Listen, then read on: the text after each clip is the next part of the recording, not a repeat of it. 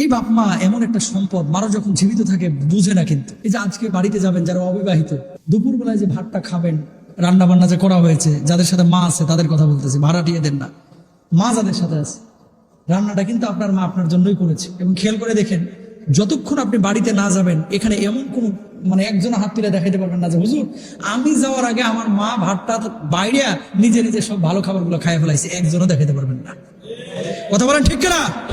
তো মা চাইলে রান্নার সময় মুরগির রোস্টটা বা রানটা একটা তুলে কি মুখে দিতে পারে না? আপনি এখন এখানে আছেন, মায়েরা তো বাড়িতে জোহর নামাজ পড়ে এখন খাই ফেলতে পারেন, দেখবেন কোনো মা খায় না, কোনো মা খায় না। কারণ চিন্তা করে যে খাইতে গিয়ে আবার যদি শখ পড়ে যায়, খাইতে গিয়ে যদি ভালোটা আমি খাই ফেলাই, খাইতে গিয়ে যদি আবার আমার ছেলের সংকট খাবার সংকট পড়ে, এই জন্য কোনো মা খাইতে চায় না। এবং আপনি খেয়াল করে দেখেন, আপনি খাওয়ার পরে, এগুলো খুব ভাবার বিষয়, খাওয়ার পরে গামলাটার দিকে তাকায়েন, যদি এক পিস গোস্ত থাকে, মা সাধারণত নতুন করে আর গোস্ত নেয় না, ওটাই দিয়ে খাইয়া উঠে যায়। মা কিন্তু নেয় না কেন? আপনার জন্য, যে রাত্রিবেলা আবার যদি টোকায়। কারণ অনেক সন্তান হাড়ির খবর জানে না, কবুতরের মাংস কি 10 কেজি হয়? অনেক সময় একটা কবুতর আছে, 2টা কবুতর আছে, মা রান্না করছে, মারো মনটা চাইছে কবুতর দেখাবো, মসমস করে আওয়াজ হয়েছে, আপনি একেবারে সাবার করে ফেলেছে। একটা বার কোনো মা বলে না যে আমার জন্য একটু গোস্ত রাখে। এই মায়ের কলিজার মধ্যে এমন মায়া ভালোবাসা আল্লাহ তাআলা ঢুকিয়ে দিয়েছেন, যেটা পৃথিবীর কোনো মানুষকে আল্লাহ তাআলা দেন নাই। কথা বুঝতে পেরেছেন? প্লিজ বাপ মার সাথে খারাপ আচরণটা করেন না।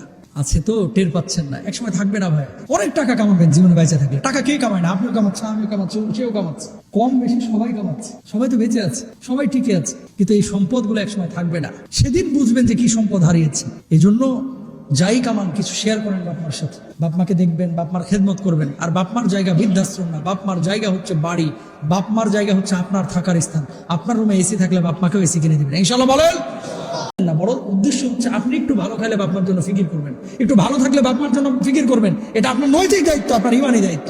দোয়া শিখিয়েছেন আল্লাহ তাআলা, বলেছেন রব্বিরহামহুমা কামা রাব্বায়ানি সগীরা। বাপ মরছে, আপনার দোয়া যাচ্ছেন হুজুরের কাছে। কে আপনি কাঁদতে জানেন না? চোখ নাই আপনার? চোখ দিয়ে পানি পড়ে না আপনার? এত ভয় কেন? আল্লাহ সবার, আল্লাহ শুধু হুজুরের না। কথা কয় না?